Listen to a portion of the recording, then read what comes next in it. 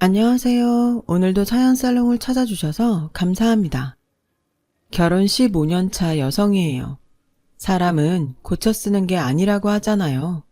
지금까지는 그 말이 그저 남의 얘긴 줄만 알고 살았는데 가족이라고 믿었던 사람한테 된통 당하고 나니 이제야 그 말이 피부에 와닿네요. 반성을 하는 동물은 인간뿐이라지만 세상에는 반성을 모르는 인간 같지 않은 것들도 많더라고요. 제 시동생처럼 말이죠. 제가 시집을 오던 당시 시동생은 중학교 3학년이었어요. 남편과는 12살이나 차이가 나는 늦둥이였죠. 그래서 제 눈에는 시동생이 성인이 되고도 늘 어리게만 보였어요. 그래서 어지간한 실수는 눈 감아주고 시부모님 몰래 시동생 뒤치다꺼리를 해준 것도 한두 번이 아니었죠. 나이가 들면 철이 들지 않을까 기대를 하면서 말이에요. 그런데 그렇게 믿었던 시동생이 제 가슴에 대못을 박았지 뭐예요. 지금도 그날 일을 생각하면 피가 거꾸로 솟는다니까요. 저는 일남 일녀 중 장녀로 홀아버지 밑에서 자랐어요. 엄마가 일찍 세상을 떠나시는 바람에 저는 어려서부터 집안 살림을 맡아서 해야 했어요. 초등학교 3학년 때부터 어지간한 반찬과 김치찌개 정도는 끓일 수 있을 정도였죠. 3살 아래 동생을 돌보며 집안 살림까지 하느라 친구들이랑 놀 시간은 없었지만 그렇다고 제 인생이 불행하다고 생각한 적은 단 한 번도 없었어요. 그저 나한테 주어진 삶이니까 어떻게든 이겨내야겠다는 생각뿐이었죠. 그건 어쩌면 요령 피우지 않고 묵묵히 자신의 인생을 살아오신 아빠를 보고 자라서 그런지도 모르겠어요. 저희 아빠는 땡땡전자 가전제품을 배송하고 설치하는 일을 하셨는데요. 회사 소속이 아니라 개인 사업자로 일을 하는 거라서 일하는 만큼 벌 수 있었어요. 그래서 봄, 가을 이사철이나 결혼 시즌, 그리고 에어컨 수요가 많은 여름에는 특히 벌이가 좋았죠. 하지만 온전히 자신의 몸을 써서 커다란 가전제품을 들고 나르는 일이라서 온몸에 성한 곳이 없을 정도였어요. 특히 굳은 날이면 아빠는 입버릇처럼 온몸이 쑤신다고 하실 정도였어요. 그렇게 아빠가 땀 흘려 일하신 덕분에 저희 남매는 남부러울 거 없이 누리며 자랄 수 있었죠. 학원의 과외에 먹는 거며 입는 거며 친구들한테 꿀리지 않을 정도로요. 그렇게 중고등학교 시절을 보낸 저는 고3 생활을 무사히 보내고 원하던 대학에 합격을 했어요. 명문대는 아니었지만 그래도 인서울 4년대 대학에 제가 원하는 과에 들어간 거라 나름 만족할 수 있었죠. 지금껏 한 번도 제 대학 진학 문제에 말씀이 없으셨던 아빠는 제 합격 소식을 듣고는 저보다 더 좋아하셨어요. 친구분들한테 제 합격 턱을 쏠 정도로요. 그날 밤 얼큰하게 취해서 들어오신 아빠는 연신 웃고 계셨죠. 혜경아, 고생 많았다. 이 아빠는 우리 딸한테 너무 고마워. 남들처럼 뒷바라지 해주는 엄마도 없이 공부하랴 살림하랴 아빠랑 남동생까지 챙기랴 얼마나 고생이 많았니. 그런데도 대학까지 척하니 붙다니 얼마나 대견하고 자랑스러운지 몰라. 이제 대학에 들어가면 화장도 하고 예쁜 옷 입고 미팅도 하고 대학 생활을 만끽하면서 보내도록 해. 아빠랑 동생 걱정은 그만하고 네가 하고 싶은 거 다 하고 살라고. 아빠 말 무슨 뜻인지 알겠지? 더 이상은 희생하며 살지 말란 얘기야. 부모고 동생이고 생각 말고 너 자신을 위한 인생을 살라고. 내 꿈을 위해서라면 결혼? 그딴 거 안 하고 살아도 돼. 우리 딸이 원한다면 이 아빠가 대학원도 보내주고 유학도 보내줄 테니까. 솔직히 당시엔 아빠의 이런 말이 귀에 들어오지 않았어요.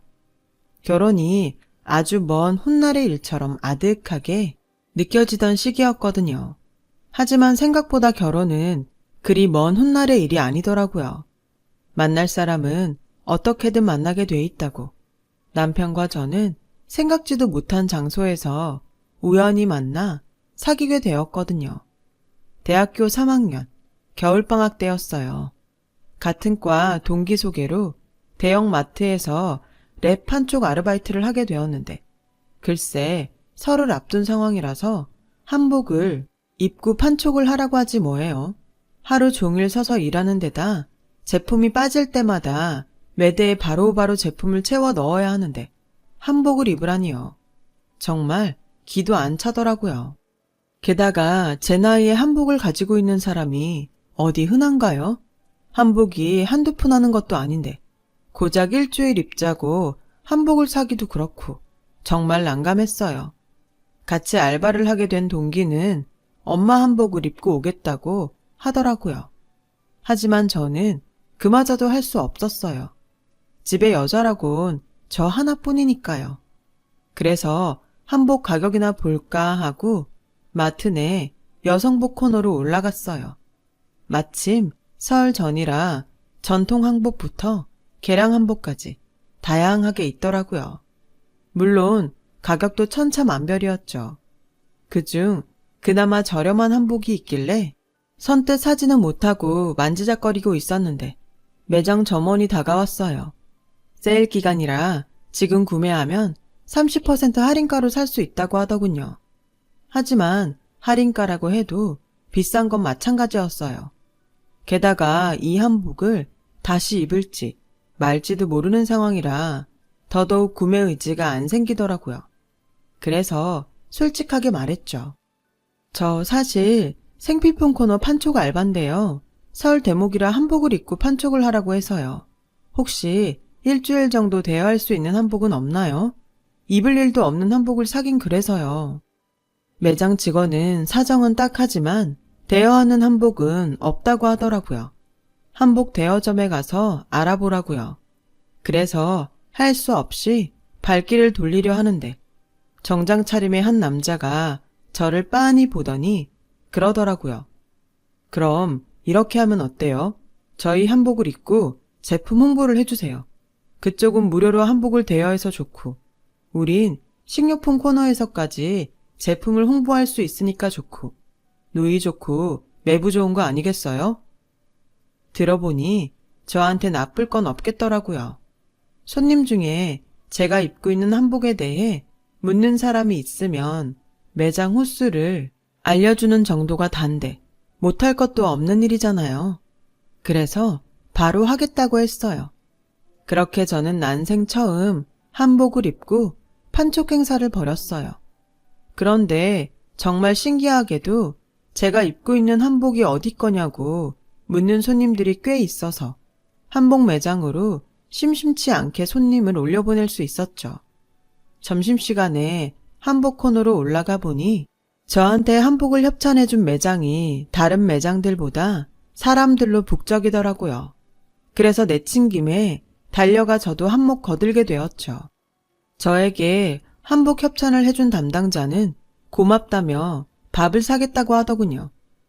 그러지 않으셔도 돼요. 알바가 10시 넘어서야 끝나거든요. 밥은 그냥 먹은 셈 칠게요. 일주일 알바라면서요. 밥은 일주일 뒤에 따로 만나서 먹으면 되잖아요. 따로 만나자고요? 아니, 왜요? 저는 토끼 눈을 뜨고 물었어요. 그러자 한복을 고르며 우리 대화를 듣고 있던 손님이 대뜸 그러더라고요. 아가씨, 왜 그렇게 눈치가 없어? 이 남자가 밥 먹자고 이러는 것 같아? 아가씨가 마음에 들어 그러는 거 아냐? 젊은 사람이 눈치가 이래서야 어디 연애는 하겠어? 딱히 싫은 거 아니면 그냥 못 이기는 척 먹겠다 그래. 남자답고 사람도 괜찮아 보이는데? 손님의 말에 저도 남자도 얼굴이 발갛게 달아올랐어요. 그렇게 손님의 통역 덕분에 일주일 뒤 우리는 밖에서 따로 만나게 되었어요. 그간 미팅 한번 나가본 적 없는 저는 떨려서 전날 한숨도 못 자고 약속 장소로 나가야 했죠. 남자 역시 마트에서 봤을 때와는 달리 많이 긴장한 모습이더라고요. 긴장한 탓에 밥이 입으로 들어가는지 코로 들어가는지도 모르겠더라고요. 밥을 먹고 근처 맥주집으로 자리를 옮긴 우리는 마치 미팅을 하는 남녀처럼 서로를 탐색하며 대화를 이어갔어요. 남자는 저보다 4살 위로 취직한 지 얼마 안 된 사회 초년생이었어요. 그래서 아직은 학자금 대출금을 갚고 있는 처지라고 하더군요. 남동생이 어려 부모님께 기댈 수가 없어서 원치 않는 직장이지만 일단 취직을 했다고요. 원래 꿈은 가수였어요. 대학 때 동아리에서 스쿨밴드도 했었는데 현실적으로 불가능한 꿈이라 일찌감치 포기했죠. 홍대 거리에서 기타를 둘러매고 걸어가는 사람들을 보면 그게 그렇게 부럽더라고요. 맞이라서 자신의 꿈도 포기하고 직장인이 됐다는 그 말에 순간 연민 비슷한 마음이 들어서 괜히 짠했어요. 내 처지와도 어딘가 닮은 것 같기도 해서 그랬나 봐요. 그래서 이 남자한테 끌리더라고요. 버스 정류장에 다다르자 남자는 오후 내내 손에 들고 있던 쇼핑백을 제게 내밀었어요. 안을 들춰보니 제가 빌려 입었던 한복이더라고요. 사실 거짓말을 했어요. 홍보 차원에서 한복을 대여해 준 거 다 거짓말이었어요. 제가 사서 빌려드린 거예요. 그러니까 혜경 씨 가지세요. 처음 한복 코너에서 저를 보고 반한 남자는 수십만 원짜리 한복을 12개월 할부로 끊고는 제게 거짓말을 했던 거였어요. 남자도 남자지만 그걸 눈치 못 챈 저도 참 미련 곰퉁이 같았죠. 그날 이후 우린 몇 번 더 만나게 되었고 그러다 자연스럽게 사귀게 되었어요. 사회 초년생과 대학생 신분이라 그리 넉넉한 데이트를 할 수는 없었지만 그땐 함께 있는 것만으로도 힘이 되고 그렇게 좋을 수가 없더라고요. 그래서 대학을 졸업하자마자 결혼을 서둘렀어요. 하지만 이런 제 선택에 아빠는 많이 안타까워하셨죠. 뭐가 그렇게 급하다고 벌써 결혼을 해. 한 몇 년 사회생활 하면서 남자도 좀 만나보고 골라서 하면 좀 좋니? 아빠는 딱히 결혼을 반대하진 않았지만 그렇다고 환영하지도 않으셨어요. 아빠, 예전에 아빠가 그랬잖아. 내가 원하는 거 하고 살라고. 나 이 사람이랑 결혼해서 행복하게 살고 싶어. 이게 정말 내가 바라는 거야. 그러니까 아빠가 이 결혼 찬성해줘. 아빠 딸이 행복한 가정 이루고 살 수 있게 말이야. 결국 아빠는 못 이기는 척 결혼을 허락해 주셨어요. 그렇게 23 봄에 저는 결혼을 하고 말았죠.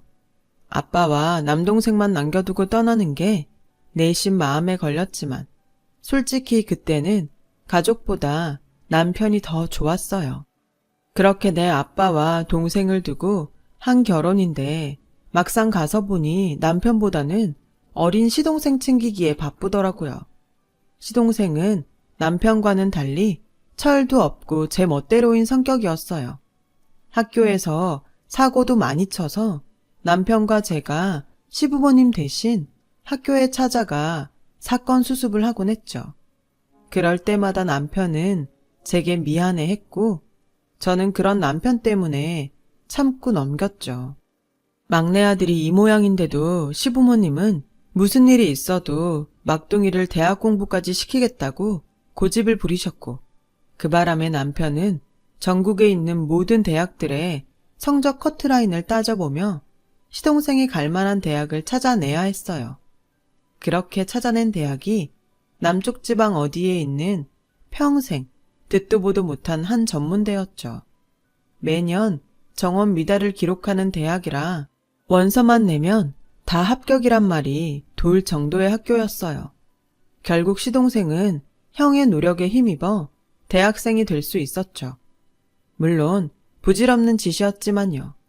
시동생은 입학을 하고 얼마 뒤부터 학교에 나가지 않았고 등록금과 자취방 월세까지 따박따박 받아서는 유흥비로 탕진을 해버렸어요. 대학을 그만둔 사실은 시동생이 입대하고 얼마 뒤 시동생이 지내던 자취방 짐을 정리하러 가서야 알았어요. 집주인 아주머니가 그러시더라고요. 내가 지금까지 살면서 이런 개차반은 처음이야. 남의 집 자식 두고 이런 말 하는 건 미안하지만 싹수가 노래. 하지만 이 상황을 전해 들은 시어머니는 그러시더라고요. 애가 아직 철이 없어 그런다. 니들이 잘 어르고 달래면 정신 차릴 거다. 애가 원래 착한 앤데 친구를 잘못 사귀어서 그래. 그러니까 큰애 니가 신경 좀 써줘라. 아무리 고슴도치도 지 새끼는 하마마다 하지만 시동생을 향한 시어머니의 사랑은 너무 지나쳤어요. 결국 그게 오히려 독이 된 셈이었죠. 군대를 제대한 시동생은 한동안 저희 집에서 생활을 했어요. 말로는 취직 준비를 한다고 했지만 그건 핑계에 불과했죠. 증명사진을 찍는다, 학원에 등록한다는 핑계로 저랑 제 형한테 돈을 뜯어선 친구랑 놀러 다니기에 바빴어요. 남편은 이런 시동생을 불러놓고 혼내기도 하고 어르고 달래기도 했지만 그때뿐이었죠. 그렇게 반년 넘게 저희 집에서 뭉개던 시동생이 갑자기 취직을 하겠다며 집을 나갔지 뭐예요. 평소 돈 떨어지면 연락하던 시동생은 그 후로는 그런 전화도 없었어요. 그러던 중에 친정에서 안 좋은 소식이 들려왔지 뭐예요. 남동생 내외와 함께 살고 계시던 아빠가 치매 판정을 받으신 거예요. 평소 자주 깜빡깜빡 하시길래 건망증이 심해지셨나 했는데 알고 보니 그게 아니었더라고요. 당장은 상태가 심하지 않으셔서 약물 치료를 하기로 했는데 그나마도 약으로 상태가 좋아지는 건 아니고 지금의 상태보다 더 나빠지는 걸 방지하는 정도라고 하더군요. 그동안 혼자 몸으로 자식들 키우시느라 고생만 했던 아빠가 이제 좀 살만해지자 기억을 잃게 됐더니 기가 막혔어요. 그동안 내 행복 찾겠다고 내 부모를 팽개치고 산 게 너무 죄송하더라고요. 모든 게 다 제 잘못 같았어요. 그래서 남편한테 부탁해서 아빠를 우리가 모시자고 부탁해볼 참이었죠. 그런데 남동생한테 전화가 왔지 뭐예요. 누나, 미안해. 생각 같아선 미국 지사 발령 포기하고 한국에 남고 싶은데 와이프가 애들 교육 문제로 전부터 바랬던 거라 포기하기가 좀 그랬어. 누나랑 매형한테 미안해. 나도 너무 걱정이 돼서 매형한테 얘기한 건데 흔쾌히 아빠를 모시겠다고 할 줄은 정말 몰랐어. 글쎄, 미국 지사 발령을 받고 고민에 빠진 남동생이 아빠 문제로 고민을 하자 남편이 대뜸 저희 아빠를 모시겠다고 했다지 뭐예요. 그 말을 들으니 눈물이 다 나더라고요. 그래서 그날 밤 퇴근하고 돌아온 남편을 꼭 안아주었어요. 그랬더니 오히려 남편이 그러는 거예요. 뭐가 그렇게 고마워. 당신은 시집와서 이날 이때까지 내 부모님이랑 내 동생까지 다 챙기고 살았는데 내가 하나뿐인 장인어른 챙기는 게 뭐 그리 큰일이라고. 그러니까 미안해하지 마. 당신이 그러면 내가 더 민망해. 마음 따뜻한 남편 덕분에 저는 아빠를 모시고 살게 되었어요. 우리 부부가 맞벌이를 하고 있어서 제가 직장에 있는 동안에는 간병인 아주머니의 도움을 받아야 했지만 그래도 옆에서 아빠를 지켜볼 수 있어서 떨어져 살 때보다는 안심이 되더라고요. 그렇게 2년여의 시간이 흘렀고 그 사이 아빠 병세는 더 악화되었어요. 이제는 제 얼굴도 제대로 알아보지 못하는 정도가 되었죠. 긴 병에 효자 없다고 그 사이 저도 많이 지쳐갔고 아빠를 요양원에 모셔야 하지 않을까 고민을 하고 있었어요. 그런데 그쯤 그동안 연락 한 통 없던 시동생이 찾아왔더라고요. 안 그래도 아빠 때문에 힘든 판에 시동생은 눈치도 없이 저희 집에서 함께 지내겠다는 거예요. 내키지는 않았지만 친정아빠는 모시고 살면서 시댁 식구는 홀대한다고 할까봐 어쩔 수 없이 시동생을 받아들이게 됐어요. 친정아빠 상황을 보면 자기가 알아서 나가지 않을까 내심 기대하면서요. 그런데 얼마 뒤 시동생이 뜻밖의 제안을 했어요. 형수님, 사돈어른 간병 말이에요. 차라리 제가 맡아 하면 안 될까요? 보니까 간병인 아주머니가 힘에 부쳐서 사돈어른 목욕도 잘 못 시키더라고요. 아무래도 제가 젊고 힘도 있으니까 간병인 아주머니보다는 낫지 않겠어요? 못 믿어오시면 일주일에 2, 3일은 간병인 부르고 나머진 제가 돌볼게요. 형수님 퇴근하고 와서 사돈어른 돌보려면 힘들잖아요. 급여는 안 주셔도 돼요. 그동안 형수님한테 받은 것도 많고 저도 조금이나마 도움이 되고 싶어 그러는 거니까 부담 갖지 마시고요. 그 말을 듣는데 솔직히 이게 무슨 꿍꿍이가 있나 싶더라고요. 그간 시동생의 행동을 생각하면 절대로 믿음이 안 갔거든요. 그래서 거절을 할까 했는데 살면서 시동생이 자신 스스로 뭔가를 하겠다고 나선 것도 처음이고 딴에는 도움이 되고 싶어서 그러는데 매몰차게 뿌리치기도 뭐 하더라고요. 더군다나 직장 일과 병행하며 간병을 하느라 지친 상태라서 고양이 손이라도 빌리고 싶은 심정이기도 했고요. 안 그래도 요양원에 모셔야 하나 고민하던 참이기도 했으니까요. 하지만 그 전에 시부모님한테 허락을 받는 게 도리라는 생각이 들더라고요. 도련님 마음은 잘 알겠지만 저희가 쉽게 결정할 일은 아닌 것 같아요. 먼저 어머님 아버님께 여쭈어 봐야죠. 그런 거라면 걱정 마세요. 제가 알아서 처리할 테니까요. 암튼 엄마 아빠 허락만 받아오면 되는 거죠?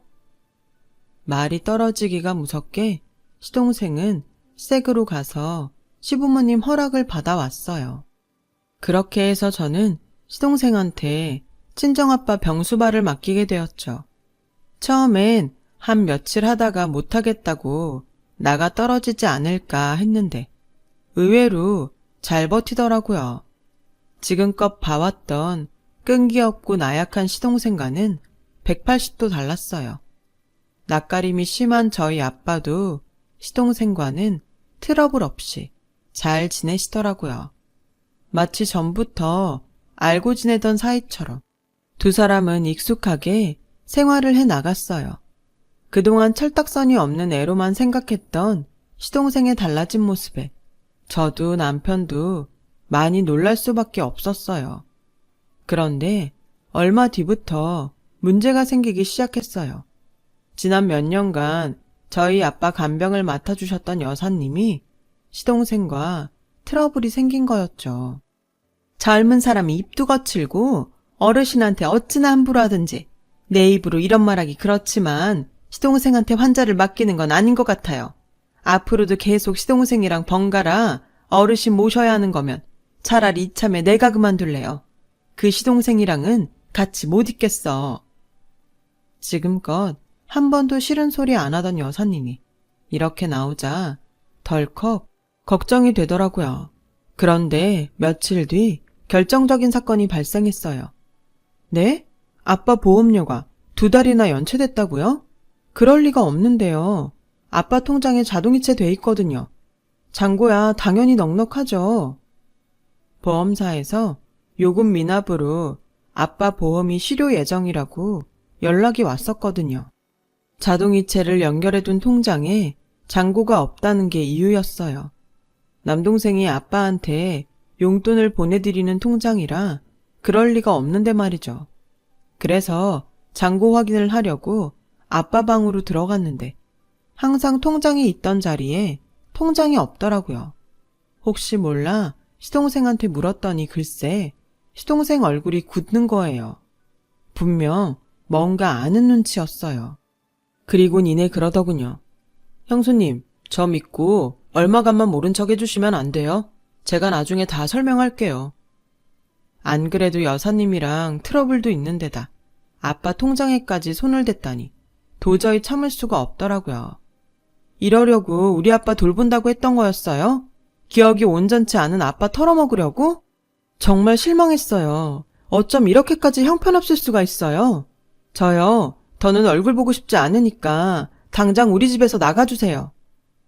저는 화가 나서 주먹을 부들부들 떨며 소리쳤고 시동생은 아무 말도 않은 채 그 길로 집을 나갔어요.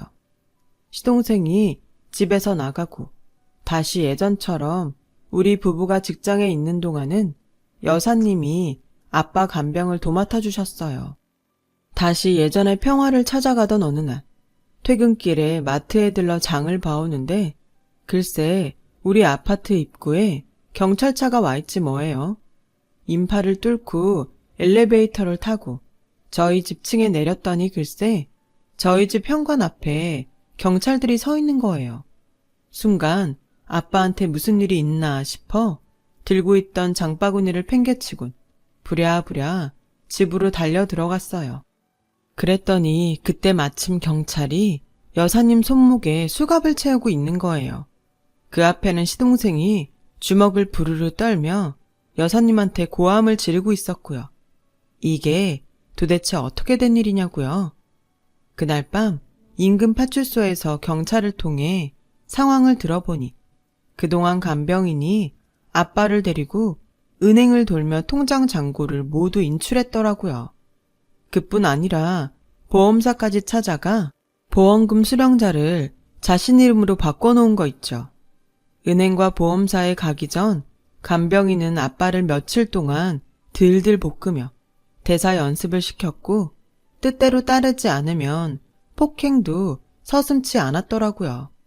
경찰은 이게 다 아빠 방 장롱에 설치해 놓은 환자용 CCTV 덕분에 밝힐 수 있었다고 하더군요. 저희 집에 CCTV가 있다고요? 알고 보니 평소 저희 아빠 몸에 난 상처와 간병인의 행동이 의심스러웠던 시동생이 환자용 CCTV를 아빠 방 장롱 위에 설치했더라고요. 원격으로 실시간 화면을 확인하다가 그 여자의 범행 행각을 포착했고 그 길로 바로 경찰에 신고한 거였죠. 통장 잔고 얘기를 꺼냈을 때 얼마간만 모른 척 해달라고 했던 것도 CCTV를 통해 정확한 물증을 잡기 위해 시간을 벌 목적이었고요. 그것도 모르고 시동생을 의심했던 거죠. 도련님, 미안해요. 난 그런 것도 모르고 의심만 했었네요. 정말 미안해요. 아니에요. 나래도 나 같은 놈 말은 콩으로 매주를 쓴데도 안 믿었을 거예요. 어쨌든 늦기 전에 범인을 잡을 수 있어서 다행이죠. 뒤늦게 달려온 남편 역시 저처럼 시동생한테 미안해서 어쩔 줄 몰랐어요. 그리고 그날 이후 시동생을 두고 사람은 고쳐 쓰는 거 아니라고 큰 소리를 땅땅 쳤던 저는 꼬랑지를 확 내리게 되었죠. 그런데 시동생이 이렇게까지 저희 아빠를 도와준 데는 이유가 있더라고요. 제대 후 저희 집에서 빈둥거리고 있을 때 저희 집에 찾아온 아빠를 만났다나 봐요. 솔직히 그땐 하고 싶은 것도 없고 되고 싶은 것도 없었어요. 그저 집에서 세월만 까먹고 있었는데 사돈어른이 그런 저를 데리고 일터로 가주셨어요. 거기서 그 연세에 자신 등치보다 큰 냉장고를 들쳐업고 계단을 오르시는 걸 보고는 질려서 말도 안 나오더라고요. 젊은 사람들도 힘든 일을 수십 년이나 해오셨더라고요. 자식들 먹이고 키우려고요. 그 말을 듣는데 막 눈물이 나는 거예요. 살면서 처음이었어요. 땀이라고 다 같은 땀이 아니란 걸 그때 느꼈죠. 그래서 한동안 사돈어른 밑에서 일을 배우다가 독립을 했어요. 부모님이랑 형한테 쉽게 받아쓰던 돈이 아니라 온몸에 비 오듯 땀을 흘리고 번 돈이라 그런지 함부로 못 쓰겠더라고요. 돈의 무서움을 그때 알게 된 거죠. 사돈어른은 제가 학교에서 배우지 못했던 걸 가르쳐준 분이세요. 그래서 고마운 마음에 조금이나마 도움이 되고 싶었고요. 언제까지나 어린 애인 줄로 알았던 시동생의 어른스러운 모습에 남편도 저도 많은 걸 느꼈어요.